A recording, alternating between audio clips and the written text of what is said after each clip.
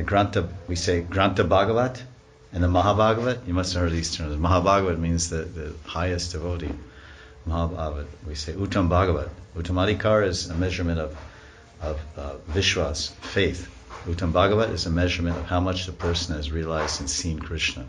This is in 11th Canto Bhagavatam and other places. So people say the Guru should be Uttamadikari. So this is the general description by Rupa Goswami. Uttamadikari. Uttamadikari is not Uttam Bhakta. Uttamadikari and Bhakti Rasamrita Sindhu, he explains 3 levels of adhikari. Means eligible qualification. Kanishta, Madhyam, Uttam. So the Uttam Adhikari, and Rupa Goswami explains, the Adhikari is a measurement of his knowledge of Krishna and his faith in Krishna. Nothing about the measurement of his bhakti. He may be a Nishchita Bhakta. He has Nishta, which is not a joke. That's a high level. Everyone has looked at Madhurya Kandamani and the symptoms of Anishchita Bhakti and Nishchita Bhakti, then they'll understand it's a tall order, as we say.